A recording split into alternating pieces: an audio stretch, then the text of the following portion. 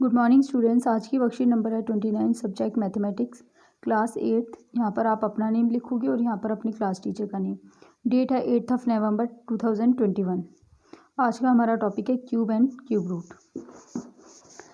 तो cube and cube root से पहले हम वर्कशीट कर चुके हैं एरिया से रिलेटेड।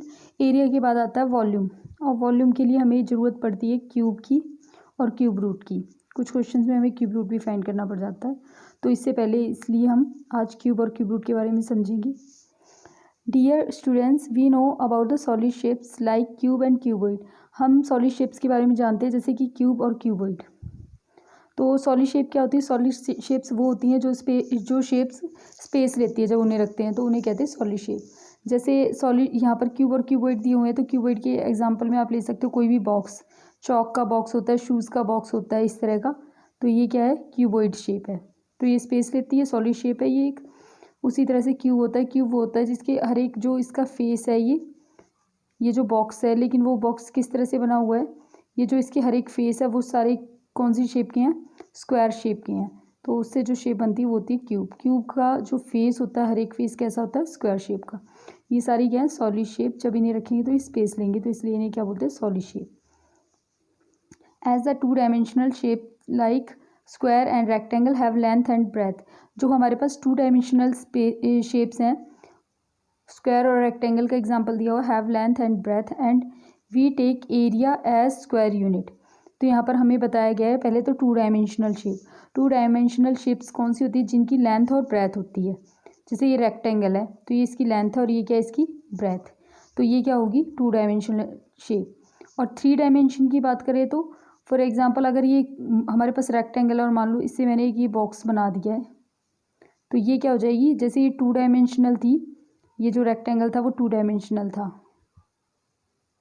और अब ये क्या है हमारे पास? 3 डायमेंशनल। क्योंकि इसमें लेंथ ब्रेथ के साथ और क्या होगा? ये इसकी लेंथ है और ये इसकी ब्रेथ है। जैसे ये हमारे पास एक रेक्टेंगल है, तो ये जो है ये बॉक्स कितना ऊंचा है, तो ये इसकी हाइट हो जाएगी। इसमें से ये इसकी लेंथ या ब्रेथ कुछ भी ले सकते हो। और ये कितना मोटा है, ये इसकी थिकनेस या फिर इसकी ब्रेथ ले सकते हो। तो लेंथ, ब्रेथ और हाइट, इसमें ये 3 डायमेंशन कंसीडर की जाती है। इसमें सिर्फ 2 की जाती है, लेंथ और ब्रेथ। तो इसलिए ये 2 डायमेंशनल है और ये 3 डायमेंशनल है। तो रेक्टेंगल और स्क्वायर हमारे कैसे थे? 2 डायमेंशनल शेप। और ये जो हमारे पास बॉक्स है ये कैसा है? 3 डायमेंशनल। और इन्हीं को हम बोलते हैं सॉलिड शेप। सॉलिड शेप्स क्या होती हैं? 3 डायमेंशनल होती हैं। और जो हमारे पास रेक्टेंगल या स्क्वायर ये सब है, ये कैसी होती हैं? 2 डायमेंशनल शेप। और इसी को हम क्या बोलते हैं? प्लेन। और प्लेन शेप्स क्या होती हैं? 2 डायमेंशनल। और सॉलिड शेप्स क्या होती हैं? 3 डायमेंशनल। तो यहाँ पर हमने सॉलिड शेप के बारे में पढ़ा था, तो सॉलिड शेप हमें पता चल गया है। सॉलिड शेप को ही 3 डायमेंशनल भी बोलते हैं। और 3 डायमेंशनल इसलिए बोलते हैं क्योंकि लेंथ, ब्रेथ और हाइट के बारे में इसमें डिस्कस किया जाता है। फॉर एग्जाम्पल है इसके क्यूब और क्यूबॉइड। क्यूबॉइड जैसे आपका रूम है या कोई भी बॉक्स है, वो क्यूबॉइड शेप का होता है। क्यूब क्या होती है? जो जैसे आपके पास कोई पजल एक गेम आती है जो की होती है क्यूब शेप की, इसका हर एक फेस क्या होता है? स्क्वायर शेप होता है। तो ये हो जाएगा हमारे पास cube. As a 2 dimensional shape, 2 dimensional shapes वो होती हैं जिसमें लेंथ और ब्रेथ के बारे में डिस्कस किया जाता है। लाइक स्क्वायर और rectangle have length and breadth and we take area as square unit. अब जो हमने 2 डायमेंशनल शेप की बात की थी, या फिर प्लेन शेप्स बोल सकते हैं, जैसे रेक्टेंगल और स्क्वायर, इनका क्या निकाला जाता है? इनका एरिया निकाला जाता है। एरिया क्या होता है? एरिया होता है जो भी बाउंड्री से अंदर का, ये जो हमारे पास रीजन है बाउंड्री से अंदर का, इसको बोलते हैं एरिया। तो 2 डायमेंशनल शेप्स का क्या निकाला जाता है? एरिया। और जो 3 डायमेंशनल शेप्स होती हैं, जैसे ये बॉक्स या फिर सॉलिड शेप्स भी बोल सकते हैं, इनका क्या निकाला जाता है? इनका निकाला जाता है वॉल्यूम। तो अब तक जो हमने लास्ट टाइम वर्कशीट की थी उसमें हमने एरिया निकाला था, और हमारे पास सारी शेप यही थी 2 डायमेंशनल। रेक्टेंगल था, क्वाड्रिलेटरल था, पैरेललोग्राम था, ये सारी की सारी 2 डायमेंशनल शेप्स थी, और उनका हमने क्या निकाला था? एरिया। और एरिया क्या होता है? ये बाउंड्री से अंदर का जो रीजन होता है इसको बोलते हैं एरिया। और वॉल्यूम का मीनिंग क्या होता है? वॉल्यूम का मीनिंग देखते हैं। वॉल्यूम का मीनिंग होता है जैसे कोई भी बॉक्स है या कंटेनर है, ये एक कंटेनर की तरह है। कंटेनर क्या होता है? जो अपने अंदर कुछ भी स्टोर कर सकते हैं, कंटेन कर सकते हैं। जैसे पानी की टंकी होती है, उसमें भी क्या होता है, उसमें वो अपने अंदर वाटर को स्टोर करती है। आपके घर में बकेट होंगी, बाल्टी होंगी, वो भी क्या करती है, अपने अंदर पानी स्टोर करती हैं। तो ये इन सभी का क्या निकाला जाता है, इनका एरिया नहीं निकालते, इनका निकालते वॉल्यूम, कि इसका इस बकेट का क्या वॉल्यूम है, ये कितना पानी अपने अंदर स्टोर कर सकती है। जितना उसका वॉल्यूम होता है उतना ही वो पानी क्या कर सकती है अपने अंदर स्टोर। जैसे आप पानी की टंकी को भी देखते हो, उसको बोलते हैं 1000 लीटर की है, क्योंकि वो 1000 लीटर अपने अंदर क्या स्टोर कर सकती है, वाटर। तो इसलिए जो वॉल्यूम होता है, वॉल्यूम का मतलब होता है कितनी उसकी स्टोर करने की कैपेसिटी है, वो होता है उसका वॉल्यूम। तो 3 डायमेंशनल शेप्स का हम क्या निकालते हैं, वॉल्यूम। और यहाँ पर बोला गया area as square unit. Area की जो यूनिट होती है वो स्क्वायर में निकालते हैं, वो अभी हम आगे डिस्कस करेंगे। नेक्स्ट है same way the shapes like cube and cuboid are 3 dimensional. हमने पढ़ लिया 3 डायमेंशनल क्या होता है। वी टेक लेंथ, ब्रेथ और हाइट के बारे में डिस्कस किया जाता है। We take length, breadth and height of these shapes and centimetre cube to calculate volume. ये अभी जो इनकी यूनिट है ये भी हम देखेंगे। और इनको किस में कैलकुलेट किया जाता है, centimetre cube to calculate volume. Volume calculate किया जाता है 3 डायमेंशनल शेप्स का। Now we find the volume of these figures. Volume find करते हैं। जैसे यहाँ पर एक 2 डायमेंशनल शेप दी हुई है ये वाली, और इसमें हमारे पास ये है स्क्वायर, क्योंकि देखो इसकी लेंथ और ब्रेथ क्या है, इक्वल है। तो ये क्या है हमारे पास, स्क्वायर। स्क्वायर का हमने क्या निकाला, एरिया, क्योंकि ये 2 डायमेंशनल शेप है। इसका हम यही देख सकते हैं कि बाउंड्री के अंदर कितना रीजन है। एरिया का क्या फॉर्मूला था, हमने लास्ट टाइम भी किया था, लेंथ इंटू ब्रेथ। लेंथ को ब्रेथ से मल्टीप्लाई कर दिया, 2, लेंथ भी हमारे पास 2 है और ब्रेथ भी क्या है 2। तो लेंथ की जगह भी 2 आ जाए और ब्रेथ की जगह भी क्या आ जाएगा 2। दोनों को मल्टीप्लाई कर देंगे, आंसर आ जाएगा 4। अब ये जो इसके पीछे ये जो लिखा हुआ है सेंटीमीटर स्क्वायर, ये है इसकी यूनिट, जो कि यहाँ पर भी बोला गया था कि हम इसे किस में मेज़र करते हैं, एज स्क्वायर यूनिट्स में। ये क्या है यहाँ पर इसकी यूनिट। यूनिट का मतलब क्या होता है कि मेज़र करने के लिए हम किसी यूनिट का यूज़ कर रहे हैं। जैसे वाटर या आप ऑयल लेकर आते हो या कोल्ड ड्रिंक वगैरह होती है, उस पर लिखा होता है 2 लीटर, 2 लीटर की बॉटल है। तो 2 जो ये लीटर लिखा हुआ है वहाँ पर सेंटीमीटर नहीं होता है, वहाँ लीटर होता है। तो लीटर क्या है, उसकी मेज़र करने की इकाई है, उसकी यूनिट है कि हम लिक्विड टाइप के, क्योंकि जो हम लिक्विड फॉर्म का कोई भी सब्सटेंस है उसको किस में मेज़र करते हैं, लीटर में या किलोग्राम में। तो इसकी ये क्या है, यूनिट। उसी तरह से जो ये एरिया को किस में मेज़र किया जाता है, लेंथ को किस में मेज़र किया जाता है। लेंथ या डिस्टेंस को हम मीटर में मेज़र करते हैं, सेंटीमीटर में करते हैं, किलोमीटर में करते हैं। ये क्या है, उनको मेज़र करने की यूनिट्स हैं कि इतना लंबा किलोमीटर या इतना डिस्टेंस है, इतने किलोमीटर डिस्टेंस है, इतने किलोमीटर की दूरी है। उसी तरह से एरिया को जो मेज़र करते हैं वो करते हैं हम स्क्वायर यूनिट्स में। स्क्वायर यूनिट लिखा हुआ है, यूनिट क्योंकि यूनिट बदलती रहेंगी। यूनिट कभी सेंटीमीटर में भी आएगी, मीटर में भी आएगी, और भी हो सकती है, मिलीमीटर में भी हो सकती है, किलोमीटर में भी हो सकती है। तो यूनिट्स बदलती रहेंगी। उसके आगे लेकिन स्क्वायर ज़रूर लगाना है जब हम एरिया की बात करेंगे। तो आप लिख सकते हो स्क्वायर, अगर आपके पास जैसे यहाँ पर सेंटीमीटर दिया होता तो स्क्वायर सेंटीमीटर भी लिख सकते हो, ये सही है। नहीं तो आप लिखोगे सेंटीमीटर के ऊपर ये जो इसकी पावर लगाई गई है इसको हम बोलते हैं स्क्वायर। पावर कुछ भी हो सकती है, 2 भी हो सकती है, 3 भी हो सकती है, 4 भी हो सकती है, लेकिन जब 2 की बात की जा रही है, जब 2 लिखा जाता है तो हम इसको स्पेशली, इसका स्पेसिफिक नेम है, इसका नेम है स्क्वायर, तो इसको स्क्वायर बोलते हैं।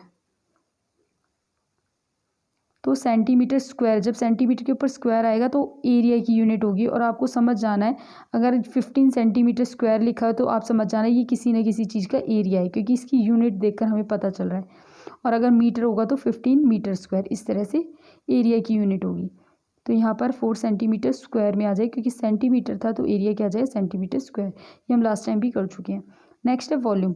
वॉल्यूम निकालते हैं तो लेंथ, ब्रेथ और हाइट, 3 डायमेंशनल ऑब्जेक्ट का निकलता है। यहाँ दिखाया भी हुआ है, देखो आपको एक बॉक्स टाइप से दिख रहा है, या कंटेनर है जो अपने अंदर कुछ भी कंटेन कर सकता है।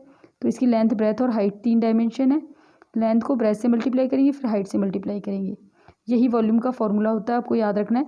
क्यूब और क्यूबॉइड के लिए, क्यूब और क्यूबॉइड दोनों शेप बॉक्स की तरह होती है, इनके वॉल्यूम का क्या फॉर्मूला होता है, length multiply breath multiply height. लेकिन अभी हम किसकी बात कर रहे हैं, क्यूब की बात कर रहे हैं। क्यूब वो होता है जिसकी लेंथ, ब्रेथ और हाइट तीनों की तीनों सेम होती हैं। 2 मल्टीप्लाई 2 मल्टीप्लाई 2, इन तीनों को मल्टीप्लाई करेंगे तो आंसर आ जाएगा 8। अब यहाँ पर इसकी फिर से यूनिट की बात की जा रही है। जैसे 2 सेंटीमीटर है, एरिया में हमने सेंटीमीटर स्क्वायर लगाया है, क्योंकि यहाँ पर हमने 3 बार मल्टीप्लाई करा है। तो centimetre multiply centimetre multiply centimetre, 3 dimensional object है तो सेंटीमीटर के ऊपर कितनी पावर आ जाएगी 3। जैसे अभी मैंने बताया था सेंटीमीटर के ऊपर 2 पावर होती है तो हम उसे स्क्वायर बोलते हैं, वैसे ही 3 होती है तो हम उसे क्या बोलते हैं क्यूब। ये आपको याद रखने हैं। 2 और 3 का स्पेशली नेम है, पावर कुछ भी हो सकती है, सभी का नेम नहीं है, लेकिन 2 के लिए हम स्क्वायर बोलते हैं और 3 के लिए हम क्या बोलते हैं क्यूब। अदरवाइज सेंटीमीटर यहाँ पर पावर 3 नहीं बोलेंगे, सेंटीमीटर क्यूब ही बोलेंगे, पावर ऐसे कुछ भी हो सकती है। किसी भी नंबर की पावर हम सॉल्व करना सीखेंगे और पावर हम हर एक पावर को सॉल्व करना सीखेंगे, बट हम अभी यहाँ पर 2 और 3 की ही बात कर रहे हैं। 2 के लिए स्क्वायर वर्ड बोलते हैं, 3 के लिए क्यूब, तो हम बोलेंगे क्यूबिक सेंटीमीटर या सेंटीमीटर क्यूब। जैसे यहाँ पे दिया हुआ है सेंटीमीटर क्यूब, क्या है वॉल्यूम की यूनिट। वॉल्यूम को किस में मेज़र किया जाता है सेंटीमीटर क्यूब। अगर जैसे अभी हमने 15 सेंटीमीटर स्क्वायर बोला था, वैसे ही सेंटीमीटर क्यूब बोल देंगे तो आपको समझ जाना है ये किसी न किसी चीज़ का वॉल्यूम है। वॉल्यूम मतलब उसकी स्टोरेज कैपेसिटी है। तो आई थिंक आपको एरिया और वॉल्यूम का मीनिंग समझ आ गया होगा। एरिया मतलब बाउंड्री के अंदर का जो भी सरफेस है, जो भी रीजन है, उसको बोलते हैं एरिया, और वॉल्यूम होता है किसी भी चीज़ की स्टोर करने की कैपेसिटी का। क्या फॉर्मूला होता है, लेंथ मल्टीप्लाई ब्रेथ मल्टीप्लाई में हाइट, ये आपको याद रखना है। और इसकी यूनिट भी क्या होती है, सेंटीमीटर है तो सेंटीमीटर क्यूब, मीटर है तो मीटर क्यूब, और स्क्वायर की हम पढ़ चुके हैं, उसमें लेंथ और ब्रेथ की मल्टीप्लिकेशन है तो स्क्वायर की बात की जाएगी। Very interesting faces of a cube and cuboid are 2 dimensional. तो यहाँ पर बताया गया है कोई भी क्यूब है, क्यूब भी बना हुआ है तो उसके भी तो फेसेस हैं, ये किसी न किसी से तो बना हुआ है। तो अगर आप अपने रूम की भी बात करें तो रूम में भी ये वॉल्स होती हैं, तो वॉल्स सिर्फ आप एक इसकी वॉल को देखोगे तो वो इस तरह की दिखाई देगी, तो वो कैसी है 2 डायमेंशनल है, प्लेन शेप है, जैसे रेक्टेंगल होता है। तो ये यहाँ पर यही बताया गया है कि faces of a cuboid are 2। तो ये इसके फेसेस क्या होते हैं 2 डायमेंशनल फेसेस क्या होती हैं जिनसे ये बना होता है, जैसे इसकी वॉल्स हैं, इन्हीं को बोला गया है।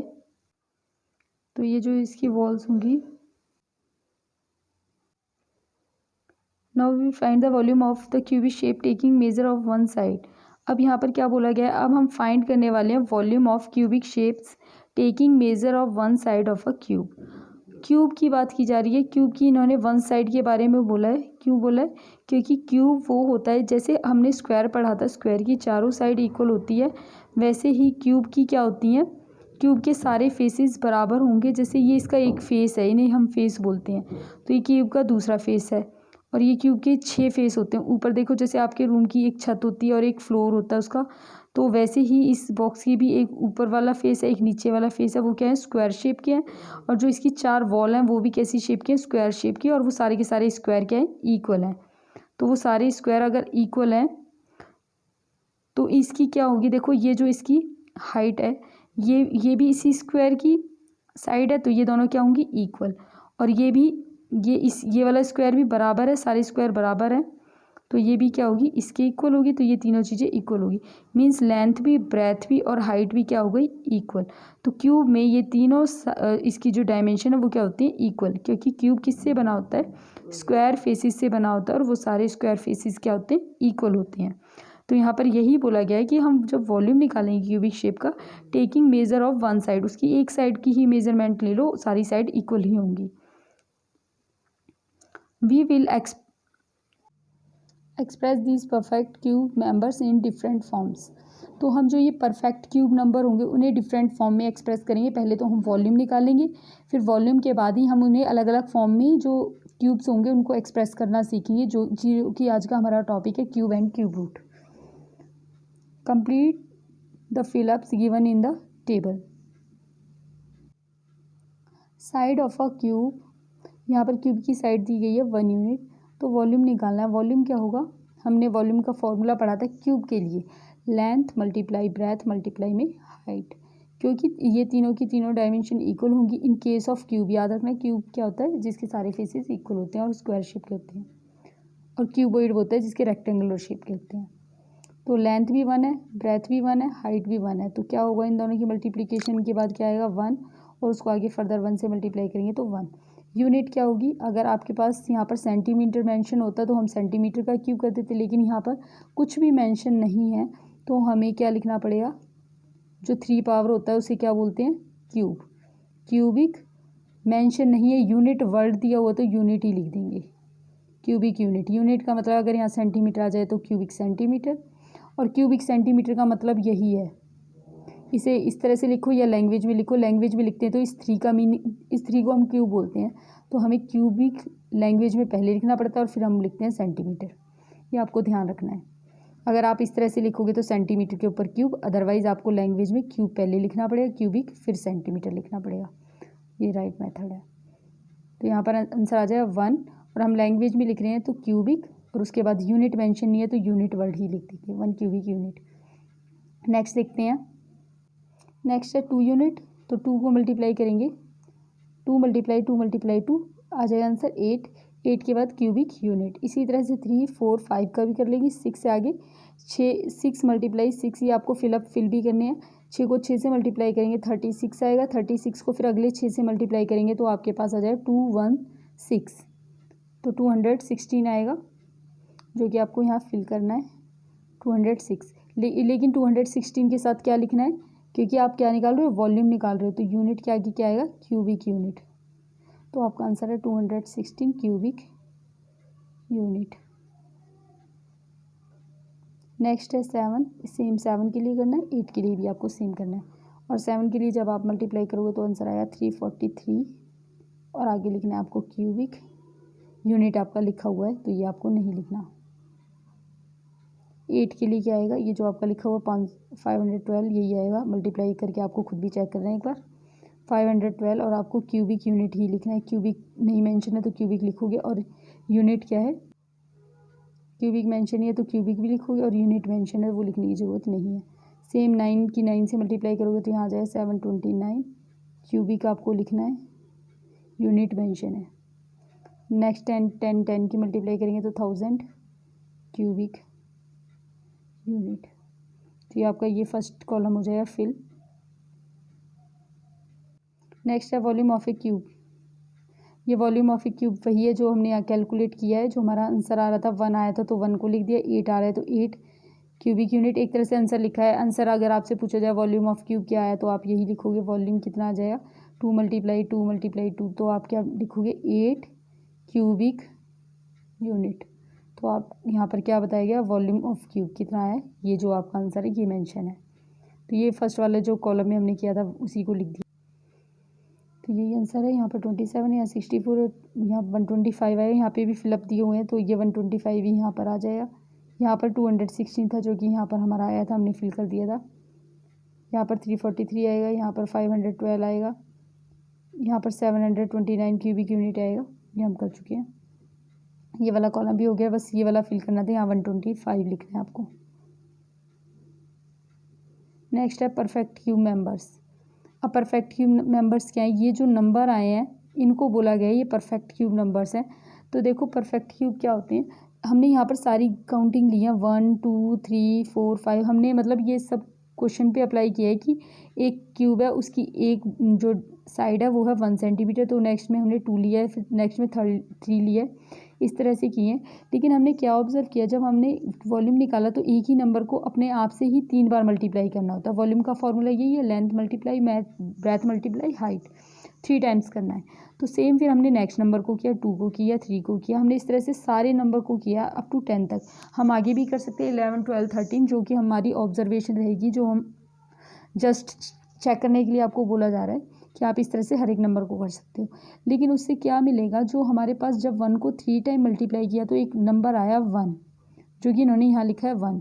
फिर 2 को 3 टाइम मल्टीप्लाई किया अपने आप से, आंसर आया 8। 3 को किया 27। ये जो नंबर मिल रहे हैं आपको 1 8, नेक्स्ट नंबर क्या आएगा 27। 4 को मल्टीप्लाई करेंगे 3 बार तो 64 आएगा। इस तरह से जो नंबर आएंगे इन्हीं नंबरों को बोला गया है परफेक्ट क्यूब नंबर। ये होते हैं परफेक्ट क्यूब। जब आप क्यूब रूट सीखोगे तो भी आपको और अच्छे से समझ आ जाएगा अभी, लेकिन अभी हम फिलहाल क्यूब पढ़ रहे हैं तो ये सारे परफेक्ट क्यूब नंबर हैं। तो परफेक्ट क्यूब नंबर वो होते हैं जो एक ही नंबर को खुद से मल्टीप्लाई करते हैं 3 बार, तो हमें जो मिलता है वो होता है परफेक्ट क्यूब नंबर। तो 1 को 1 से मल्टीप्लाई किया मतलब 3 बार तो 1 आया। 2 को 2 से 3 टाइम्स मल्टीप्लाई किया, 2 × 2 × 2, तो हमारे पास 8 आया। तो इन्होंने नेक्स्ट कॉलम छोड़ा हुआ है, वहाँ पर क्या आएगा, जब 2 को मल्टीप्लाई करके 8 मिल रहा है तो 3 को चेक कर लेते हैं। 3 को 3 टाइम मल्टीप्लाई करेंगे तो क्या आएगा, 3 3 ज़ा 9, 9 3 ज़ा 27। तो थर्ड में जो आपको फिलअप है वो खुद फिल करना है। यहाँ आंसर आएगा 27, 4 को 3 टाइम्स करेंगे तो 64, 5 को 3 टाइम्स करेंगे तो 125, 6 को 216, 7 को 343। इस तरह से ये रहेगा। और 9 का इन्होंने ब्लैंक छोड़ा हुआ है तो 9 का हमें लिखना है। 9 को मल्टीप्लाई करेंगे 9 से 81 आएगा। 81 को फिर एक बार 9 से करेंगे तो 9 और 9 8 जा 720, तो आपका आ जाएगा 729। तो नेक्स्ट परफेक्ट क्यूब नंबर क्या होगा? 8 के बाद यहाँ पर आएगा 729।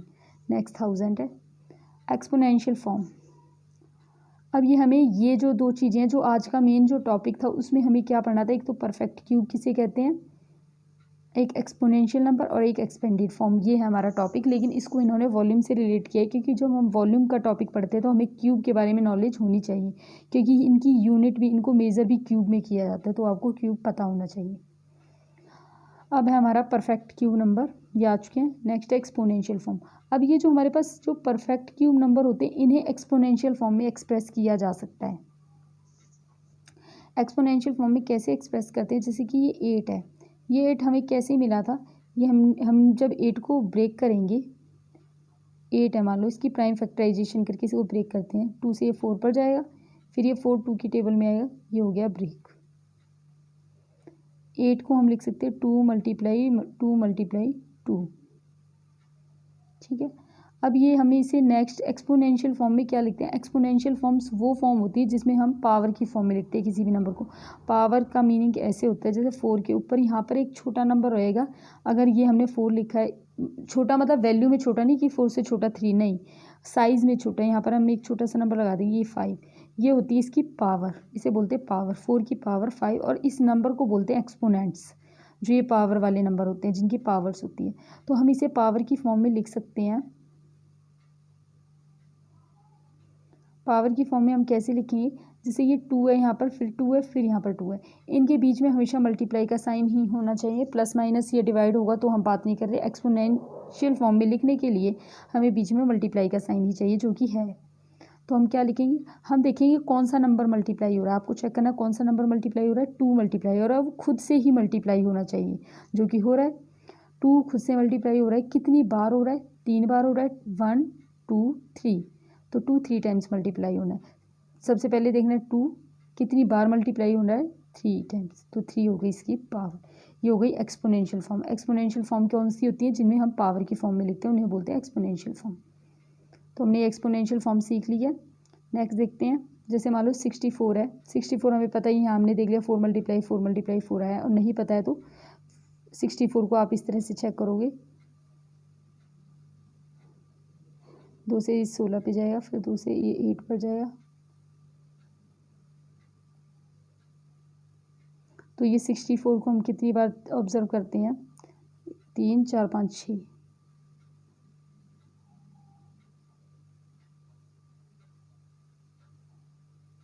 तो ये हमारे पास 6 टाइम आ गया। कौन से नंबर को हमने लिखा है, मल्टीप्लाई किया? 2 को। कितनी बार? 1 2 3 4 5 6। बीच में देखो मल्टीप्लाई का साइन है, तो 2 की पावर 6। लेकिन अभी जो आज हम पढ़ रहे हैं वो हम क्या पढ़ रहे हैं? क्यूब्स पढ़ रहे हैं। क्यूब का मतलब होता है 3 टाइम्स, जिसकी पावर 3 हो। तो हम इसे 3 पावर की फॉर्म में भी एक्सप्रेस कर सकते हैं। दोबारा से इसकी प्राइम फैक्टराइजेशन करते हैं। हम क्यूब की फॉर्म में भी लिख सकते हैं। हमने 6 पावर, ये जस्ट आपको सिखाने के लिए था, कोई ज़रूरी नहीं है कि हम और पावर की फॉर्म में नहीं लिख सकते। एक ही नंबर को हम और भी तरीके से लिख सकते हैं, लेकिन आज का हमारा टॉपिक क्यूब है तो हम क्यूब में भी लिख सकते हैं। जैसे कि हमें पता है यहाँ पर 4 की मल्टीप्लाई 4 करने से आया है, तो 4 से करते हैं, तो रिमाइंडर कितना आएगा? 4 1 जा 4, 6 में से 4 गया मतलब 2 बच जाएगा आपके पास। वो 2 ना इसके साथ लिख देना, यहाँ पर आपके पास ये 24 बन जाए। 4 की टेबल में आप 24 सर्च करो, 6 पर आएगा, तो ये आ गया आपके पास 60। फिर 4 की टेबल में 4 पर आएगा, तो हम देखते हैं, तो 64 को कैसे लिखा गया? 4 मल्टीप्लाई 4। तो यहाँ पर 4 को कितनी बार मल्टीप्लाई किया गया है? 3 टाइम्स। मल्टीप्लाई का साइन ही होगा आपके पास हमेशा। कौन से नंबर को? 4 को कितनी बार? 1 2 3 टाइम, वो इसकी पावर बन जाएगी ऊपर, 4 की पावर 3। और अब ये जो पावर 3 है, इसी को हम क्या बोलते हैं? इसी को हम बोलते हैं क्यूब। देखो पावर जो यहाँ पर अगर 2 आ जाए, पावर अगर किसी भी नंबर की 2 होती है, हम यूँ भी बोल सकते हैं 4 रेज टू द पावर 2। 4 के ऊपर पावर 2, ये तो बोल ही सकते हैं, ये तो राइट है ही, लेकिन अगर 2 पावर है तो उसका एक प्रॉपर नेम है, इसे हम बोलते हैं 4 स्क्वायर। ये हमारा 4 हो गया, और 2 पावर का नाम होता है स्क्वायर, इसको हम स्क्वायर भी बोलते हैं। उसी तरह से 4 की पावर 3 है, हम 4 बोलेंगे, 4 की पावर 3, ये तो राइट है ही, साथ ही साथ जब पावर 3 होती है तो इसका नाम होता है 4 क्यूब। 4 क्यूब बोला गया है तो क्यूब का मतलब कितनी पावर होगी, 3, क्यूब का मतलब होता है 3 पावर से, ये ध्यान रखना आप। तो अगर आपसे बोला जाए 5 क्यूब तो आप लिखोगे 5, क्यूब का मतलब क्या होता है, क्यूब का मतलब हमेशा पावर होगी, और पावर कितनी, 3, तो 5 क्यूब आप ऐसे लिखोगे। 6 क्यूब, 6 स्क्वायर, स्क्वायर में 2 पावर और क्यूब में 3 पावर, और 6 रेज टू द पावर 4, तो आपको पावर 4 लगानी पड़ेगी। तो 2 और 3 का प्रॉपर नेम है, 2 के लिए हम स्क्वायर वर्ड यूज़ करते हैं, 3 के लिए हम क्या यूज़ करते हैं, क्यूब, लेकिन 4 के लिए हम 6 रेज टू द पावर 4 बोल सकते हैं। तो ये आ गई है एक्सपोनेंशियल फॉर्म, हमें लिखनी है। एक्सपोनेंशियल फॉर्म में हमने कैसे एक्सप्रेस किया, हमने सीख लिया है। कोई भी नंबर जब खुद से मल्टीप्लाई होता है तो वो जितनी बार मल्टीप्लाई हो रहा है वो उसकी क्या बन जाती है, पावर बन जाती है। एक्सपेंडेड फॉर्म, एक्सपेंडेड फॉर्म में क्या होगा, एक्सपेंडेड फॉर्म में पावर नहीं लगाई जाएगी। जैसे यहाँ पर ये पावर लगी हुई है, जैसे 2 की पावर 3 है, तो ये पावर नहीं लगानी है, इसे नंबर की रूप में ही लिखना है। जैसे ये नंबर 2 है या 3 है, जो भी हमारे मैथ में नंबर होते हैं, नंबर की फॉर्म में लिखो, ये पावर नहीं लगानी। जब पावर लगती है तो उसे हम बोलते हैं एक्सपोनेंशियल फॉर्म। किसी भी नंबर की पावर होती है, इस नंबर को बोला जाता है एक्सपोनेंट।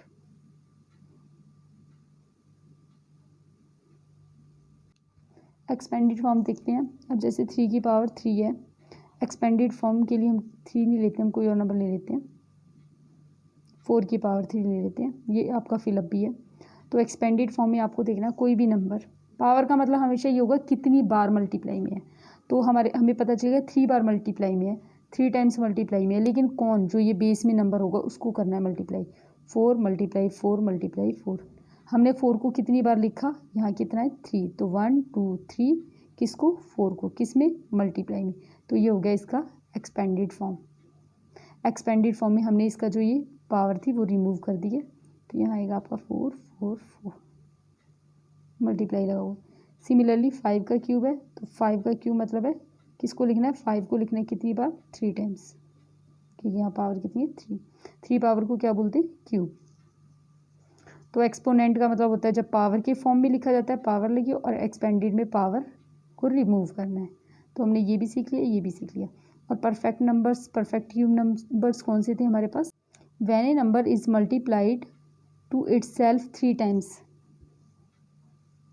जब किसी नंबर को अपने आप से मल्टीप्लाई किया जाता है। जैसे 6 को मैंने 6 से मल्टीप्लाई कर दिया, फिर 6 से मल्टीप्लाई कर दिया, कितनी बार, 3 टाइम्स, 1 2 3, तो जो नंबर मिलता है हमें, आंसर जो आ गया 216, इस नंबर को बोला जाता है क्या, कैसा नंबर, परफेक्ट क्यूब। तो हमने स्टार्टिंग की टेबल में यही देखा था, ये जो मल्टीप्लाई होकर आ रहे थे, इस कॉलम के ऊपर लिखा हुआ था परफेक्ट क्यूब नंबर्स, जो 3 बार मल्टीप्लाई करने के बाद जो आंसर था वो हमारे पास थे परफेक्ट क्यूब नंबर्स।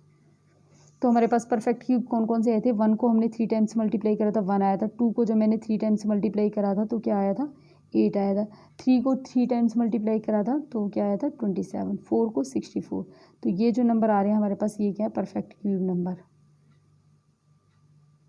ये सारे हमारे पास परफेक्ट क्यूब नंबर्स हैं।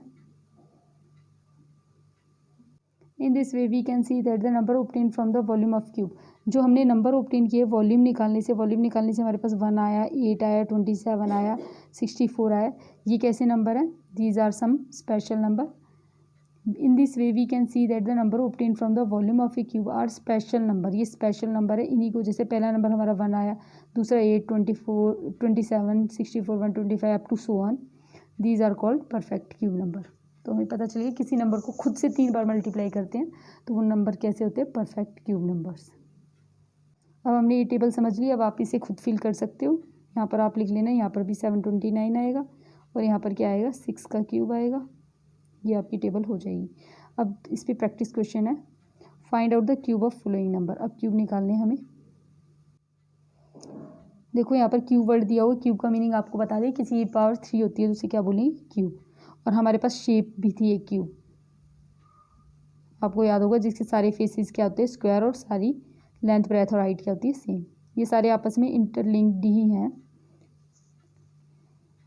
11 का क्यूब है 11 रेज टू द पावर 3 भी सही है, लेकिन 3 पावर का स्पेशल नेम है क्यूब, तो हम क्यूब बोलेंगे यहाँ पर। 11 का क्यूब, तो 11 का क्यूब का मीनिंग क्या था? 11 को ही मल्टीप्लाई करना है, जो बेस में होता है उसी को मल्टीप्लाई करते कितनी बार? 3 टाइम्स।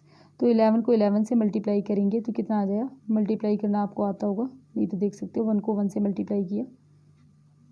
एक बार आप इसको इससे करोगे, फिर आप इसको इससे भी करोगे, तो 1 1 1, फिर नेक्स्ट लाइन में क्रॉस का साइन, फिर इसको इससे, फिर इसको इससे भी, तो हमारे पास क्या आ जाएगा? इसको इससे करेंगे तो 1, फिर इसको इससे करेंगे तो 1, नेक्स्ट टाइम में प्लस, यहाँ पर आया 1, इन दोनों को प्लस करेंगे तो 2, 121 आ जाएगा आपके पास। तो हमारे पास आ जाए 11 मल्टीप्लाई 11 जो कि आया था मल्टीप्लाई करके 121। अब इसको अगले 11 से भी मल्टीप्लाई कर देंगे, जो कि आप मल्टीप्लाई करोगे तो आपका आएगा 1331, ये आएगा इसका आंसर। ठीक है, इसी तरह से आपको सेकंड क्वेश्चन भी करना है। सेकंड क्वेश्चन में है 12 का क्यूब, तो 12 मल्टीप्लाई में 12, ये आपको सारे क्वेश्चन 2 स्टेप में ही करने हैं। पहले आपको इस तरह से लिखना भी है, फिर आपको क्या करना है? 12 को 12 से मल्टीप्लाई करोगे, जो कि आएगा 144, आपको यहाँ मल्टीप्लाई करके साइड में देखना है क्या आएगा। फिर जो आंसर आएगा उसको थर्ड वाले 12 से मल्टीप्लाई कर देना है, जो कि आपको मल्टीप्लाई करना है। आपका जो भी आंसर आया आप कैलकुलेटर से एक बार मल्टीप्लाई करके अपने आंसर को चेक कर सकते हो, और आंसर आपको सारे चेक करने हैं, क्योंकि इनकी क्यूब आपको बार बार प्रैक्टिस से याद भी हो जाएंगी। सिमिलरली नेक्स्ट 13 14, तो आप ये क्वेश्चन कर लोगे 18 तक। नेक्स्ट है यहाँ पर draw the figure of a cube in A space given below. Figure बनानी क्यूब की। क्यूब क्या होती है? जिसकी सारी डायमेंशन इक्वल होते हैं। और क्यूब क्या होता है आपको पता होना चाहिए। क्यूब स्क्वायर से बना होता है, तो पहले आपको एक स्क्वायर बनाना है जिसकी सारी साइड क्या हो? इक्वल हो। तो आपको एक स्क्वायर बनाना है जिसकी सारी साइड इक्वल लेनी है। फिर उसके बाद आपको एक और स्क्वायर इसके ऊपर बिल्कुल बीचों बीच में से बनाना है। आपको क्या करना है? यहाँ से भी बिल्कुल इसका मिड पॉइंट निकालना। अगर ये 4 सेंटीमीटर है तो आपको कट लगा देना है 2 सेंटीमीटर पर। ये मान लो 4 सेंटीमीटर है तो 2 सेंटीमीटर यहाँ पर कट लगा देना, एक यहाँ पर लगा देना आप 2 सेंटीमीटर मिड पॉइंट पर। तो आपको एक बॉक्स और बनाना है, जो कि कितना बड़ा होना चाहिए?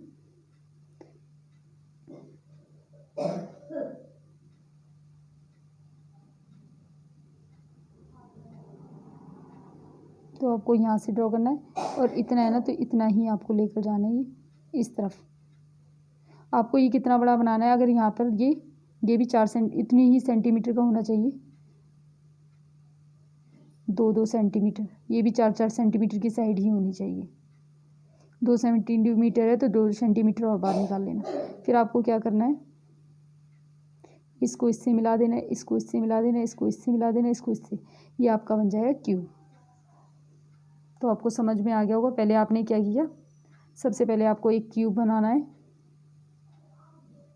4 सेंटीमीटर का बना सकते हो, 6 सेंटीमीटर का बना सकते हो, 3 सेंटीमीटर। इस तरह से एक मिड पॉइंट मार्क कर लेना। यहाँ पे स्केल से मेज़र करके 3 सेंटीमीटर पे एक मिड पॉइंट मार्क कर लेना, यहाँ पर भी कर लेना। फिर आपको ये यहीं से एक और लाइन ड्रॉ करनी है। ये भी 3 सेंटीमीटर की होगी, क्योंकि ये भी इसके बराबर ही है। और 3 सेंटीमीटर बाहर की तरफ कर लेना इस बॉक्स से। इसी तरह से यहाँ कर लेना और 3 सेंटीमीटर बाहर की तरफ कर लेना। इन दोनों को मिला देना। ये भी एक आपके दोनों स्क्वायर बराबर बन जाएंगे आगे पीछे वाले। फिर आपको इनसे मिला देना है, ये ऑटोमेटिकली सेम ही होंगे, ये आपका बन जाएगा क्यूब। तो आई थिंक आपको समझ में आ गया होगा कैसे बनाना है। तो ये आपकी आज की वर्कशीट थी। इस पे आपको अच्छे से प्रैक्टिस करनी है क्यूब्स निकालने की। और अगर आपको ये वीडियो समझ आई है तो मेरे वीडियो को जरूर लाइक करें और इस चैनल को सब्सक्राइब करें। Thank you.